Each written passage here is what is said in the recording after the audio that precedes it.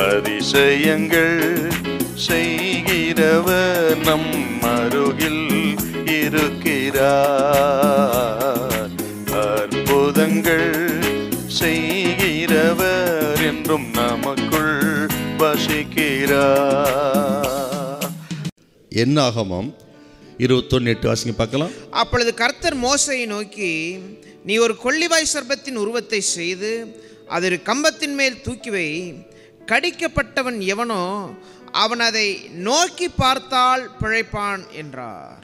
கடிக்கப்பட்டவன் எவனோ அவன் அதை நோக்கி பார்த்தால் பிழைப்பான்.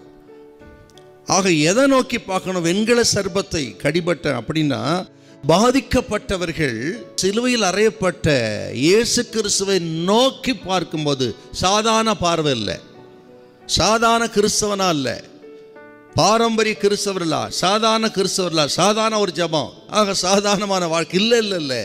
நோக்கி பார்க்கிற, உற்று பார்க்கிற, உபவாசம் பண்ணி ஜபம் பண்ணி, ஆக விசுவாசத்தோடு சிலுவையை நோக்கி பார்க்கிறவர்கள் பிழைப்பார்கள். மனுக்குலத்துக்கு பாவம், சாபம், வியாதி, மரணம் வந்ததே ஒரு பார்வையினாலே. ஏவாளுடைய அந்த பார்வை, ஆண்டவர் புசிக்க கூடாது என்று சொன்ன அந்த விருட்சத்தின் கனியை இச்சித்து பார்த்த அந்த ஒரு பார்வையில் மனுக்குலத்துக்கு பாவம், சாபம், வியாதி, இறுதியில் மரணம் வந்தது. அதிலிருந்து மீட்பு பெற, அதை தலைகளாய் மாற்ற இன்னொரு பார்வை வேணும். அதுதான் உயர்த்தப்பட்ட இயேசுவை நோக்கி பார்க்கிற பார்வை. சிலுவையில் நமக்காக மரித்த ஆண்டவர் இயேசுவை நோக்கி பார்த்தால் எப்பேற்பட்ட சாபமும் விலகும், எப்பேற்பட்ட பாவமும் விலகும், எப்பேற்பட்ட பில்லி சூன்ய கட்டுகளோ பிசாசின் போராட்டங்களை எல்லாம் தவிடுபடியாகும்.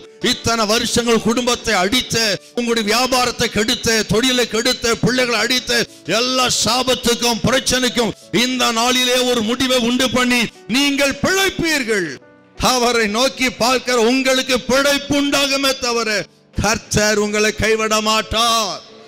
அந்த பாளையத்தில் அவர்கள் வேற எதையும் பார்க்கப்படாது, கூடாரத்தை அல்ல, அங்க இருக்கிற மனிதர்களை அல்ல, வேற எதையும் அல்ல, பாளையத்தின் மையத்திலே உயர்த்தப்பட்ட வெண்கல சர்ப்பத்தை தான் நோக்கி பார்க்கணும். அதே போல கர்த்தர் சொல்லுகிறார், நாம பிழைக்கணும்னா, நமக்கு ஆசீர்வாதம்னா வேற எதையும் அல்ல. ஆக மனிதர்கள் துரோகம் பண்ணியிருக்கலாம், அவர்களே அல்ல. ஆக உங்களுடைய கைத்தொழிலே அல்ல, திறமை அல்ல, அனுபவத்தை அல்ல, படிப்பை அல்ல, அதெல்லாம் இருக்கட்டும், செகண்டரி தான். ஆனால் அவைகளை அல்ல, அவைகளை கொடுத்த உயர்த்தப்பட்ட ஆண்டவரையே நோக்கி பார்க்கும் பொழுது இன்று முதல் தேவன் உங்களை ஆசீர்வதிப்பார், உங்களை கைவிடவே மாட்டார். ஹல்லேலூயா, ஹல்லேலூயா.